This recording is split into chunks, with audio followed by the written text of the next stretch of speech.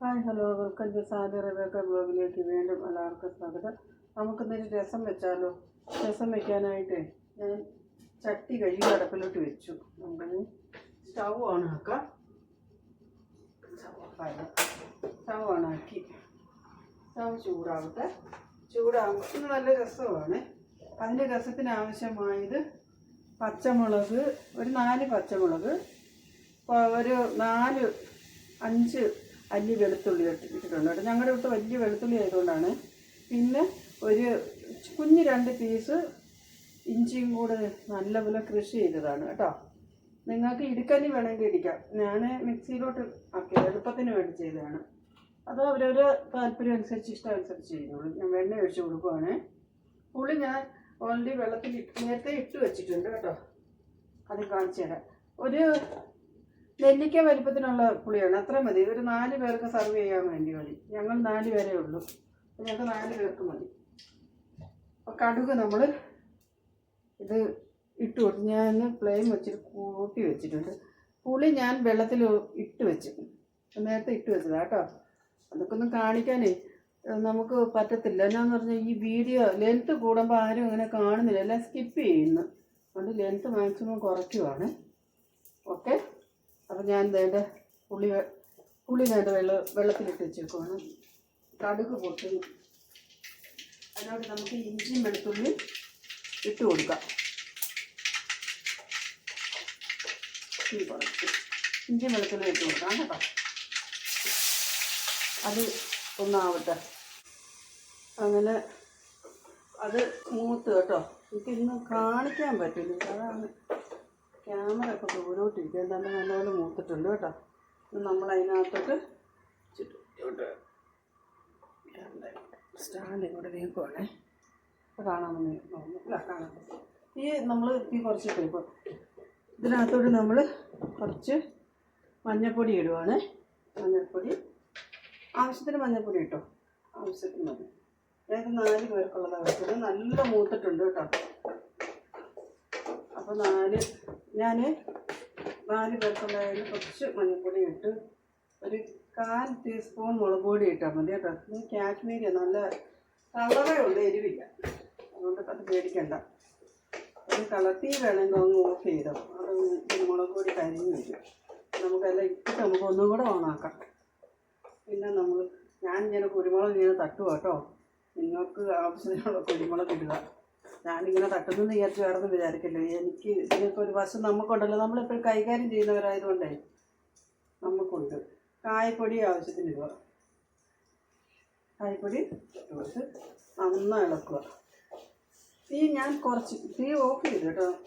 എന്താണെന്ന് പറഞ്ഞാൽ അത് തീ ഒരുപാട് അതൊക്കെ കരിഞ്ഞു പോകുന്നതുകൊണ്ടേ തീ ഓഫ് ചെയ്തിട്ടുണ്ട്. അത് നമ്മൾ ആവശ്യത്തിന് ഉപ്പ് ഇടുക. ഉപ്പ് ഞാൻ ഇവിടെ അതിനകത്ത് ഇട്ടിട്ടുണ്ട്. പിന്നെ ഇച്ചിരി ഉലുവപ്പൊടിയും കൂടെ ഇട്ട് നമ്മൾ തീ ഓണാക്കാം. ഉലുവപ്പൊടിയും കൂടെ നമുക്ക് ചെയ്തിട്ട് കൊടുക്കാം. ഓക്കെ, ഉലുവപ്പൊടി ഇട്ട് കൊടുക്കാം. ഇനി നമ്മൾ ഈ സ്റ്റൗ നമുക്ക് ഓണാക്കാം. ഓണാക്കിയിട്ട് ഫ്ലെയിം കുറച്ച് വെക്കാം. കുറച്ചാണ് വെച്ചത് കേട്ടോ. നല്ലപോലെ ഇളക്കി ആക്കുക. കാണാമോ? വേണ്ടോ? നല്ലതായി ബ്രൗണായി. അപ്പോൾ അതിനകത്ത് നമുക്ക് ഈ പുളിവെള്ളം ഒഴിച്ച് കൊടുക്കാം. ഓക്കെ. Hi hello. വേണ്ട ഇനിയാണ് നമ്മുടെ മല്ലിയില ഞാൻ ഇത് കഴുകി അരിഞ്ഞ് വെച്ചേക്കും കേട്ടോ. അത് നമ്മൾ ഇതിനകത്തോട്ട് വിതറി കൊടുക്കുവാണ്. അപ്പോൾ നമ്മുടെ രസം ഇവിടെ റെഡിയായി. ഇനി നമുക്ക് അടുത്ത ഒരു വിഭവമുണ്ട്, അത് ഞാനിപ്പോൾ കാണിച്ചു തരാം. രസം അങ്ങനെ ഇവിടെ റെഡിയായി കണ്ടോ. സൂപ്പറാണ്, അടിപൊളിയാണ്. ഇടയ്ക്ക് ഉപ്പൊന്ന് നോക്കിയായിരുന്നു, തിളപ്പിച്ചു എല്ലാം കഴിഞ്ഞു. അത് ഞാനിതൊന്ന് വാങ്ങി വെച്ചിട്ട് വരാം. ഇനി ഞാൻ ചട്ടി അടുപ്പിൽ വെച്ചു. എന്നത്തിനാന്ന് വെച്ചാൽ തീ കൂട്ടി വെച്ചേക്കുവാണ്. എന്നത്തിനാന്ന് വെച്ച് കഴിഞ്ഞാൽ ഞാൻ ചെറുപയർ ഇതേപോലെ മെഴുക്കുവരട്ടി വെക്കും കേട്ടോ. തോരനല്ല, മെഴുക്കുവരട്ടിയാണ്. അതിനകത്ത് തന്നെ നമ്മുടെ തേങ്ങ ആഡ് ചെയ്യാറില്ല. അത് ഞാൻ എങ്ങനെ വെക്കുന്നതെന്ന് ഇപ്പോൾ കാണിച്ചു തരാം. ചട്ടി നന്നായി ചൂടായി വരുന്നതേ ഉള്ളൂ. അപ്പോഴത്തേക്കും എണ്ണ റെഡിയാക്കി വെക്കാം. എന്നിട്ട് അത് വെക്കുന്ന കാണിക്കാം. ചട്ടി ചൂടായി ഞാൻ ചട്ടിയിലോട്ട് എണ്ണ ഒഴിക്കുവാണ്. എണ്ണ ഒഴിച്ചിട്ട് വരാം. ചട്ടി ചൂടായി, കടുക് പൊട്ടുന്നു. നമ്മളിനി അതിനകത്തോട്ട് ഒരു 3 അല്ലി വെളുത്തുള്ളി ചതച്ച് ഇതേപോലെ വെച്ചേക്കുവാണ്. അത് നമുക്ക് ഇതിനകത്തോട്ട് ഇട്ട് കൊടുക്കാം.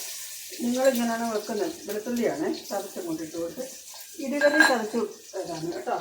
ഇനിയാണ് സവാളയും പച്ചമുളകും അരിഞ്ഞ് വെച്ചിട്ട് നമുക്ക് അത് ഇളക്കി കൊടുത്തിട്ട് ഇതിനകത്തോട്ട് ആഡ് ചെയ്തിട്ട് ഒക്കെ അതിനകത്ത് ഇട്ട് കൊടുത്ത് ഇനി നന്നായി ഇളക്കി കൊടുക്കും. നമ്മുടെ വറ്റൽമുളക് ചതമുളക് ഇത് ഞങ്ങൾ വാങ്ങിച്ചതാണ്. ഇത് നമുക്കൊരു കുറച്ച് മതി കേട്ടോ. അത് ഇതിടാം. ഞാൻ ലാസ്റ്റ് ഇല്ലെന്ന് പറഞ്ഞാൽ എനിക്കിവിടെ നിൽക്കത്തില്ല. ഭയങ്കര ഈ മുളകിട്ട് കഴിഞ്ഞാൽ ഭയങ്കര തുമ്മല. അതുകൊണ്ടാണ് കേട്ടോ. നമ്മൾ ഫ്ലെയിം കുറച്ച് വെച്ച് ഇതേപോലെ മൂത്ത് വന്നു കേട്ടോ. വേണ്ട ഉള്ളി എല്ലാം മൂത്ത് വന്നു. സവാളയാണ്. ഇനി നമുക്ക് നമ്മളിവിടെ വേവിച്ച് വെച്ചേക്കുന്ന കുറച്ചേ ഉള്ളൂ. ഞങ്ങളിത് 4 പേർക്ക് എടുത്തെങ്കിൽ 3 പേരെ കഴിക്കുള്ളൂ. രാശിച്ച് കഴിക്കത്തില്ല. അതുകൊണ്ട് ഞങ്ങൾ കുറച്ചേ എടുത്തിട്ടുള്ളൂ. ഞങ്ങൾക്ക് 3 പേർക്ക് വേണ്ടി മാത്രമേ ഉള്ളൂ. കുറച്ചേ ഉള്ളൂ. അത് ഞാൻ ഓൾറെഡി ഇവിടെ വേവിച്ച് വെച്ചിരുന്നത്. അത് കാണിക്കാൻ പറ്റുന്നില്ല. അത് ഞാൻ വേവിച്ച് ഇതിനകത്ത് വെള്ളമൊന്നുമില്ല. ഞാനത് വേവിച്ച് വെച്ച് കുക്കറിലാണ് വേവിച്ച് വെച്ച്. അപ്പോൾ അത് ഞാനിങ്ങോട്ട് ഇത് മെഴുക്കുവരട്ടിയാണ് കേട്ടോ. തേങ്ങ ഇട്ടിട്ടില്ലേ? തേങ്ങ നമ്മൾ ചെയ്യാറില്ല.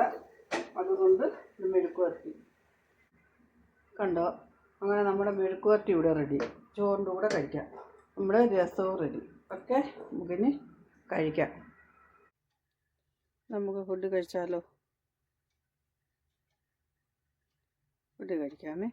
വേണ്ട രസം ഒഴിച്ചിട്ടുണ്ട്. രസമുണ്ട്. നമ്മൾ വെച്ച മെഴുക്കുവരട്ടിയുണ്ട്. പിന്നെ ചേമ്പ് മെഴുക്കുവരട്ടിയുണ്ട് കേട്ടോ. മീനും ചിക്കനും ഒന്നും ഇല്ല. അത് മീനൊക്കെ ഇരിപ്പുണ്ട്. ഫ്രൈ ആക്കാനുള്ളതുണ്ട്, കറി വെക്കാനുള്ളതുണ്ട്, കറി വെച്ചത് ഇരിപ്പുണ്ട്.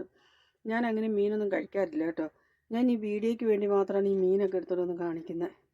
ഞാൻ മീൻ കഴിക്കാറില്ല. അതുകൊണ്ടാണ്. ഓക്കെ, കഴിച്ചിട്ട് വന്ന് നമുക്ക് കാണാം. എന്നാൽ കൂട്ടുകാരെ ഓടി വരൂ.